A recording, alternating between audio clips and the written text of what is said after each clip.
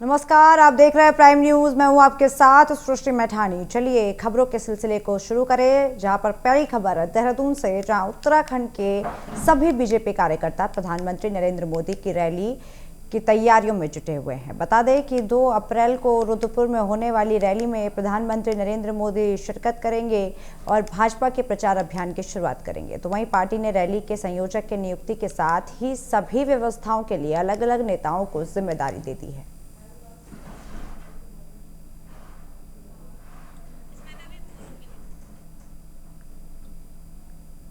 आपको बता दें कि उत्तराखंड के अंदर भी सभी 5 लोकसभा सीटों के लिए प्रचार प्रसार की तैयारियां शुरू हो चुकी है। तमाम पार्टियां जोरों शोरों से अपना दमखम दिखा रही हैं चुनाव प्रचार प्रसार के लिए। तो वहीं बीजेपी भी काफ़ी तैयार यहां पर नज़र आ रही है। आपको बता दें कि पीएम नरेंद्र मोदी यहां पर रुद्रपुर के अंदर रैली में शिरकत करेंगे, जहां से उत्तराखंड के अंदर बीजेपी के प्रचार प्रसार की शुरुआत होगी। तो वहीं आपको बता दें कि प्रदेश भर में भी इस रैली के साथ पूरे अभियान का शुरुआत हो जाएगी।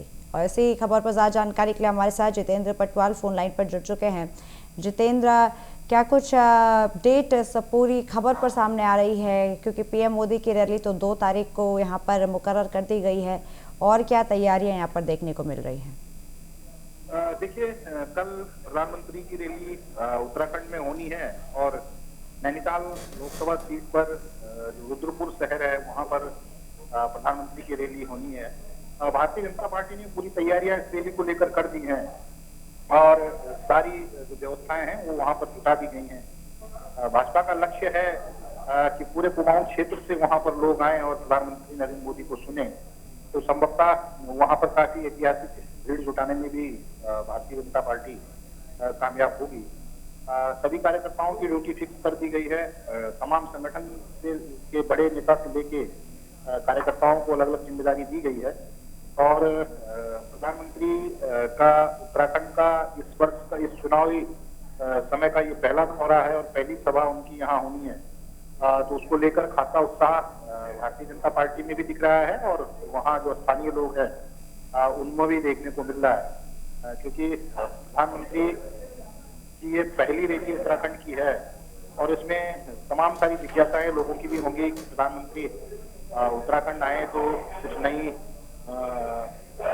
स्थितियों के बारे में अवगत कराएं, उत्तराखंड के लोगों से इंटरेक्शन करें, उनकी मूलभूत सुविधाएं हैं उनसे वो अवगत हों और संगठन के द्वारा जो भी कार्य योजना तैयार की गई है उसको लेकर संगठन भी लगातार काम कर रहा है। बिल्कुल, यहाँ पर संगठन भी तैयार दिख रहा है जितेंद्र, और इसी तैयारियों के होड़ में हम देख सकते हैं कि 2 अप्रैल को पीएम मोदी की रैली भी नैनीताल के अंदर, रुद्रपुर के अंदर सुनिश्चित की गई है। आपका बहुत बहुत शुक्रिया जितेंद्र, हमारे साथ इस पूरी खबर पर जुड़ने के लिए।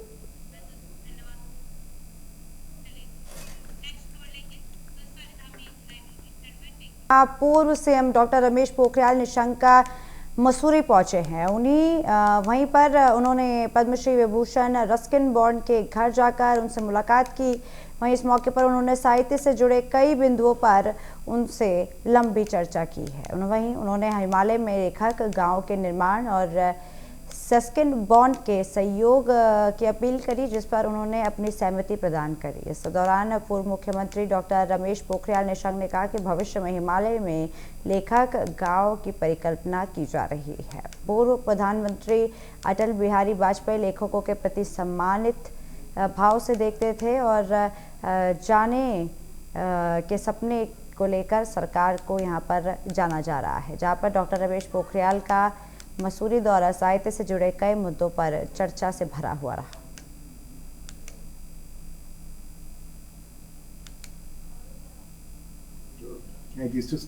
मिस्टर में था तो हम बोला mummy it's snowing outside. She said Ruskin I don't like your silly jokes. I'm not feeling well. तो मैं बाहर के फिर लीची के पेड़ हम तोड़ दिया उसके, क्यों बर्फ था ऑन द लीची ट्री। तो मैं लीची के पत्ते ला के बताया उसको, फिर वो मान गया। और दूसरे दिन 10 बजे तक बर्फ था। We were playing snowballs. फिर धूप निकला 10-11 बजे, then it all melted quickly. So, It used to snow. 1940 जी। बिस्तर में था, तो हम बोला mummy mummy it's snowing outside, she said rusk के नाइट। तो वहीं लोकसभा चुनाव में भाजपा का कुनबा बढ़ता नजर आ रहा है। भाजपा बूथ स्तर से लेकर वार्ड और मोहल्ले में तैयारियां यहाँ पर देखने को मिली, जहां प्रदेश के कैबिनेट मंत्री सौरभ बहुगुणा ने बीजेपी कार्यालय पर अन्य पार्टियों को छोड़कर आए जनप्रतिनिधियों को भाजपा की सदस्यता दिलाई, जिसमें ज्यादातर लोग वर्तमान ग्राम प्रधान क्षेत्र पंचायत सदस्य और पूर्व ग्राम प्रधान शामिल हुए हैं। उन्होंने भाजपा में शामिल हुए सभी को बधाई भी दी और कहा कि भारतीय जनता पार्टी की रीति और नीति से चलेंगे, पार्टी को सशक्त करने में, बूथों को अपने जिताने में सहभागिता सुनिश्चित करेंगे। मैं सबको बधाई देता हूँ, शुभकामनाएं देता हूँ और उम्मीद यही करूँगा कि भारतीय जनता पार्टी की रीति नीति से चलेंगे, भारतीय जनता पार्टी को सशक्त करने में, बूथों को जिताने में, और ये जो अभी लोकसभा चुनाव है और आगे भी और भी चुनाव है, इनमें अपनी प्रतिभागिता सुनिश्चित करेंगे। कांग्रेस की जहाँ तक आपने बात कही, देखिए कांग्रेस दिन पर दिन कमज़ोर होती चली जा रही है। कांग्रेस का नेतृत्व जो है वो इतना कमज़ोर हो चुका है, जब कार्यकर्ताओं को पार्टी पर विश्वास नहीं रह चुका है। कल मैंने देखा, कल कुछ तारगंज के लोगों ने कांग्रेस की ज्वाइनिंग। तो वहीं उत्तर प्रदेश में पूर्व मुख्यमंत्री हरीश रावत प्रचार करेंगे। यूपी में कांग्रेस ने हरीश रावत को हाईकमान को स्टार प्रचारक की जिम्मेदारी दी है। वहीं कांग्रेस राष्ट्रीय महासचिव केसी वेणुगोपाल ने यूपी के लिए 40 स्टार प्रचारकों की लिस्ट जारी की है। उत्तराखंड से सिर्फ एक हरीश रावत का नाम ही इन स्टार प्रचारकों के नामों में शामिल है, जहां पर कांग्रेस उत्तराखंड के लिए भी जल्द स्टार प्रचारकों की लिस्ट जारी करेगी। जो आ रही है उनसे मेरा वो है, जो दे गया उनको, जो हमारी सरकार ने किया ये उन्होंने वो भी छीन लिया। हाँ, एक बात है, 2027 में फिर कांग्रेस की सरकार लाई है उत्तराखंड के अंदर, और मेरा वादा है सारी बहनों से हम लक्ष्मी सम्मान योजना चलाएंगे और हर महीने हर महिला, चाहे वो बच्ची हो चाहे वो बूढ़ी हो, उस महिला के खाते में 2,500 रुपया लक्ष्मी सम्मान के रूप में भेजेंगे। ये है जब हमारी सरकार बन जाएगी। अभी तो पूर्व मुख्यमंत्री उत्तराखंड के जन जन के नेता आदरणीय हरीश।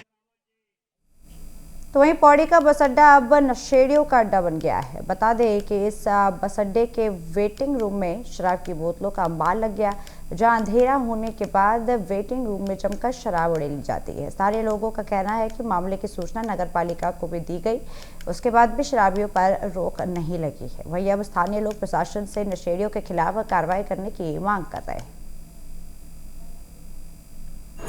मैं अभी इधर से गुजर रहा था तो मेरी नज़र इस पे पड़ी, और जिस प्रकार से यहाँ ये बस अड्डा कम और शराब का अड्डा मुझे ज़्यादा लग रहा है, और इस तरफ प्रशासन को ध्यान देना चाहिए। यहाँ कभी सफाई नहीं होती, सफाई कर्मचारियों द्वारा कोई सफाई नहीं की जा रही है। पूरा बस अड्डा ऐसा लग रहा है जैसे कि यहाँ शराबियों का पूरा अड्डा है ये, और ये यात्रियों के लिए बैठने के लिए बनाया गया है, ना कि शराब पीने के लिए। और इस स्थिति में यहाँ पर कैसे कोई यात्री अपना मतलब बैठ सकता है?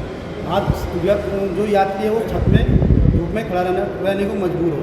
ये प्रकरण जो अभी आप मेरे संज्ञान में ला रहे हैं, तो इस संबंध में ईओ नगर पालिका और एसडीएम को निर्देशित करते हुए जो भी सफाई के लिए उचित व्यवस्थाएं की जानी है उसको करवाना सुनिश्चित किया जाएगा।